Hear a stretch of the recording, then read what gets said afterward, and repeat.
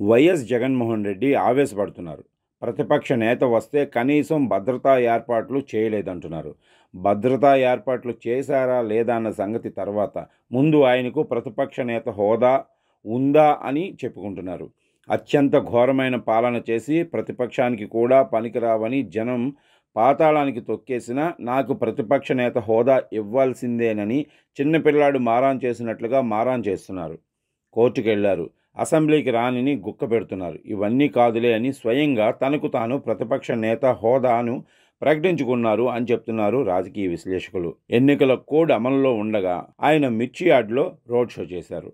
అధికారులు అనుమతి లేదని చెప్పినా కూడా ఆయన వినలేదు. మైక్ పట్టుకోను అని చెప్పి మీడియా మైకుల ముందు ఇష్టం వచ్చినట్లుగా మాట్లాడారు. ప్రతిపక్ష నేతను వస్తే భద్రత కల్పించలేదు. ఆయన పర్యటనకు అనుమతి లేదని పోలీసులు పక్కన చెప్తూనే ఉన్నారు. అయినా ఆయన అక్కడ పర్యటనకు వచ్చారు.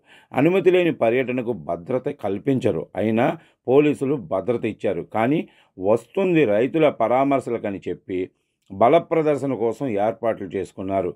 కార్యకర్తల్ని నాయకుల్ని అక్కడికి తరలించారు. చివరికి సొంత నేతల్ని తోసుకునేలాగా చేశారు. జగన్ పర్యటన అంతా గందరగోళంగా సాగింది. పరామర్శించిన రైతులు లేరు. పనిలో పనిగా వచ్చిన వారిలో కొంతమంది మిర్చి టిక్కీలు వాహనాల్లో వేసుకుని తీసుకెళ్లిపోయారన్న ఆరోపణలు కూడా వచ్చాయి. ఒక నాయకుడి అనుచరుడు తను తెచ్చిన ట్రక్కులో 14 టిక్కీలు తీసుకెళ్లారని ఒక టీవీ ప్రకటించింది. జగన్ నిర్వాకంతో రైతులు తీవ్రంగా ఇబ్బంది పడ్డారు.